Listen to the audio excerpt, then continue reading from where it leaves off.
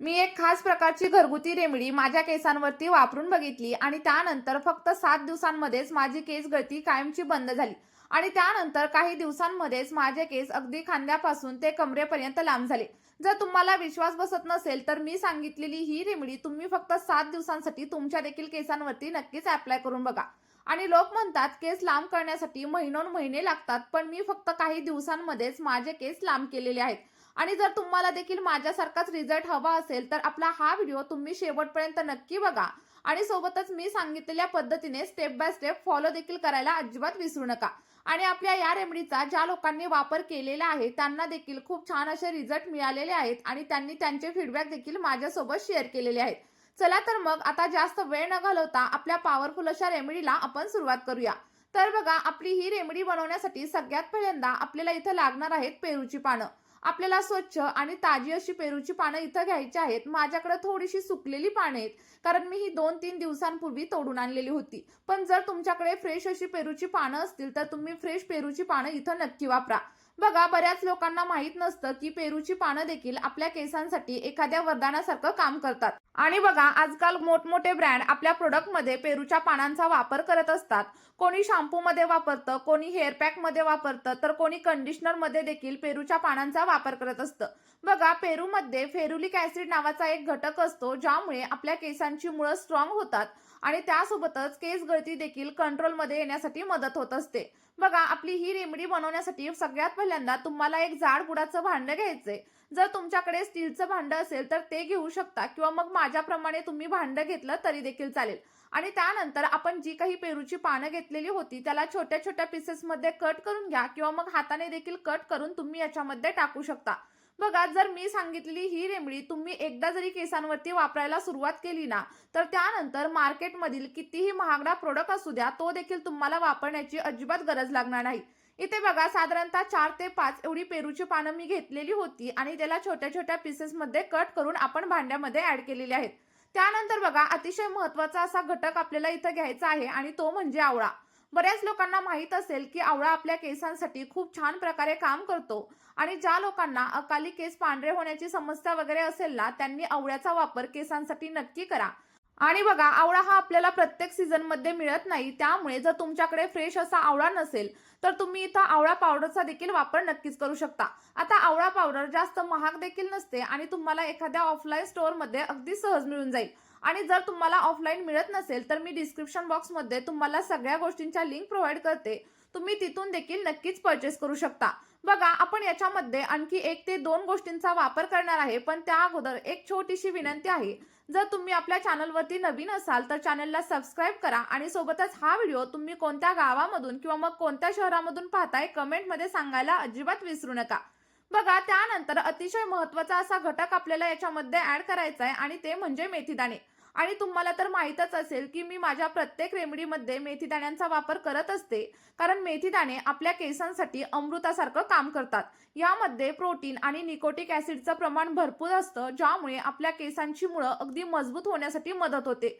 सोबतच जर तुम्हाला कोंड्याची वगैरे समस्या असेल ना, तर ती देखील कमी होण्यासाठी मदत होते. आणि मेथीदाण्यांचा वापर तुम्ही अनेक वेगवेगळ्या प्रकारे करू शकता. तुम्ही मेथीदाण्यांचं तेल बनवू शकता, टोनर बनवू शकता, किंवा मग मेथीदाण्यांचा पॅक बनवून तुमच्या केसांवरती नक्कीच अप्लाय करू शकता. बघा, या रेमेडीमध्ये मी साधारणतः 2 चमचे एवढ्या मेथीदाण्यांचा वापर केलाय. पण जर तुम्हाला एक्स्ट्रीम लेवलचा हेअरफॉल होत असेल तर तुम्हाला साधारणतः 3 ते 4 चमचे एवढ्या मेथीदाण्यांचा वापर इथं करायचा आहे. पण मला हेअरफॉल वगैरे अजिबात होत नाही, त्यामुळे मी फक्त 2 चमचे एवढाच मेथीदाणा इथं वापरलेला आहे.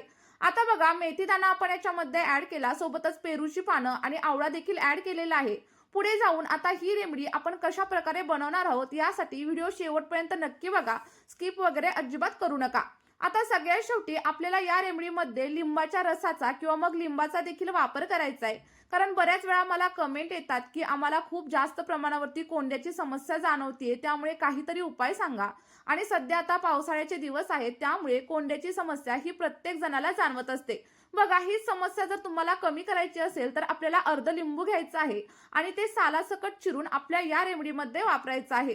कारण बघा, लिंबू जर तुम्हाला केसांवरती वापरायचं असेल ना, तर ते कोणत्याही गोष्टीमध्ये डायल्यूट करा आणि त्यानंतरच केसांवरती अप्लाय करायला सुरुवात करा. आता सगळ्यात शेवटी आपल्याला 1 ग्लास एवढं फिल्टर केलेलं पाणी घ्यायचं आहे आणि ते पाणी या भांड्यामध्ये ऍड करायचे. लक्षात ठेवा, तुम्हाला फिल्टरच्या पाण्याचाच वापर इथं करायचा आहे. बोरिंगच्या पाण्याचा किंवा मग खाऱ्या पाण्याचा वापर आपल्या या रेमेडीसाठी अजिबात करू नका. नाहीतर तुम्हाला आणखी जास्त प्रमाणावरती केस गळतीची समस्या जाणवू शकते. आता बघा, हे सगळं काही मिश्रण आपल्याला गॅसवरती ठेवायचं आहे आणि त्यानंतर एक गोष्ट लक्षात ठेवा, गॅसची फ्लेम हाय वगैरे अजिबात करू नका. तर हे सगळं काही सिरम आपल्याला गॅसच्या लो फ्लेमवरती किंवा मग मीडियम फ्लेमवरती बनवायचं आहे.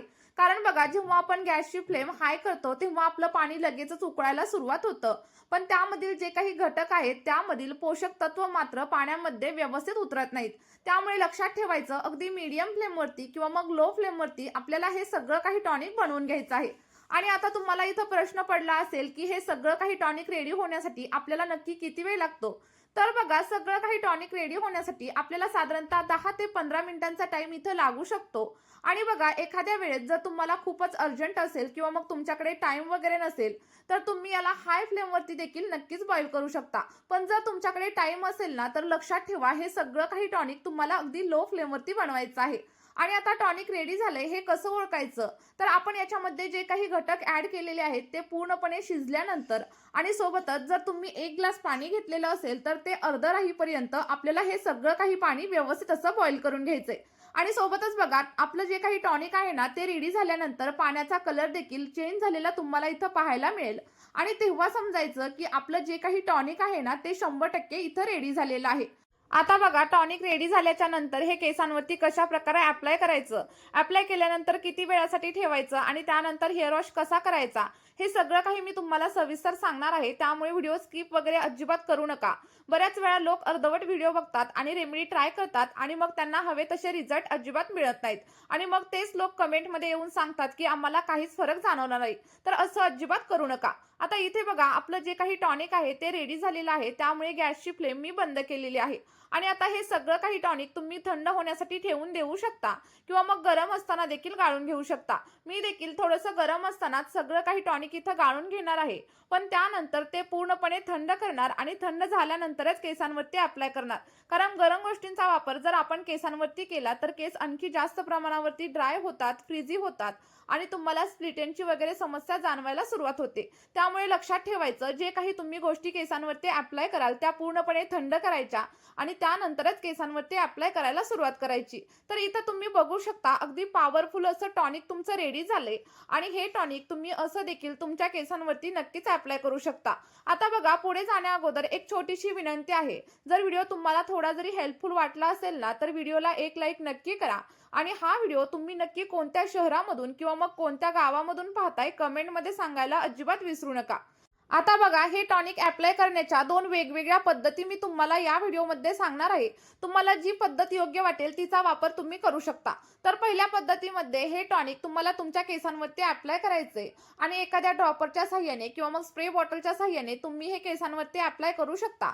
त्यानंतर अगदी 5 ते 6 मिनिटं हलक्या हाताने मसाज करायचा आहे आणि अगदी 2 तासांसाठी हे टॉनिक केसांवरती असंच ठेवायचे. आणि 2 तासांनंतर एखाद्या केमिकल फ्री शॅम्पूने किंवा मग माइल्ड शॅम्पूने तुम्ही हेअर वॉश करू शकता. आता बघा, दुसऱ्या पद्धतीमध्ये हेअर वॉश कशा पद्धतीने करायचा हे देखील मी तुमच्यासोबत शेअर करणार आहे. तर हेअर वॉश करताना शॅम्पू डायरेक्टली स्कॅल्पवरती वगैरे अजिबात अप्लाय करायचा नाहीये. तर बघा, योग्य पद्धत मी तुम्हाला सांगते. यासाठी काय करायचंय, आपण जे काही टॉनिक बनवलेलं होतं ते अर्ध टॉनिक एका सेपरेट बाउलमध्ये काढून घ्यायचं. आणि जर ते तुम्हाला थोडंसं वाटत असेल तर यामध्ये तुम्ही थोड्याशा साध्या पाण्याचा वापर केला तरी देखील चालेल. आणि त्यानंतर तुम्ही तुमच्या केसांसाठी कोणता शॅम्पू वापरत असाल तो शॅम्पू इथं घेऊ शकता. इथे मी क्लिनिक प्लस शॅम्पू घेतलेला आहे, कारण हा आपल्या सगळ्यांकडे इझिली मिळून जातो आणि हा आपल्या केसांसाठी अगदी चांगल्या प्रकारे काम देखील करतो. पण तुमच्या केसांना जो शॅम्पू सूट होत असेल ना, तो तुम्ही इथं वापरू शकता. बघा, शॅम्पू याच्यामध्ये ऍड करायचा, व्यवस्थित असं मिक्स करायचं आणि त्यानंतर जेव्हा पण तुम्हाला हेअर वॉश करायचं असेल तेव्हा या शॅम्पूने हेअर वॉश करायचा. असं केल्यामुळे केसांच्या सगळ्या काही समस्या हळूहळू कमी होण्यासाठी हेल्प होईल. बघा, मी सांगितलेल्या दोन्ही पद्धतींमधील कोणतीही पद्धत तुम्ही नक्की वापरू शकता. आणि जर तुम्ही दोन्ही पद्धतींचा वापर सोबतच केला तर तुम्हाला आणखी छान असे रिझल्ट मिळणार आहेत. पहिल्यांदा तुम्हाला तुमचं टॉनिक वापरायचं आहे आणि त्यानंतर 2 तासांनी आपण बनवलेल्या या शॅम्पूने हेअर वॉश करायचं आहे. असं केल्यामुळे अगदी 1 ते 2 महिन्यांमध्येच केसांची लांबी वाढण्यासाठी सुरुवात होईल. केस गळती होत असेल तर ती देखील हळूहळू कमी होऊन जाईल. बघा, नक्की ट्राय करून बघा आणि त्यानंतर तुम्हाला जे काही रिझल्ट भेटतील ते कमेंटमध्ये माझ्यासोबत शेअर करायला अजिबात विसरू नका. आणि आपल्या या रेमेडीचा जर तुम्हाला फायदा झाला तर ही रेमेडी तुमच्या मित्रपरिवारासोबत शेअर करायला देखील अजिबात विसरू नका. चला तर मग या व्हिडिओमध्ये आपण इथेच थांबूया. भेटूया अशाच एका नवीन व्हिडिओमध्ये एका नवीन रेमेडी सोबत. आपला हा व्हिडिओ तुम्ही शेवटपर्यंत पाहिल्याबद्दल खूप खूप धन्यवाद. Bye bye.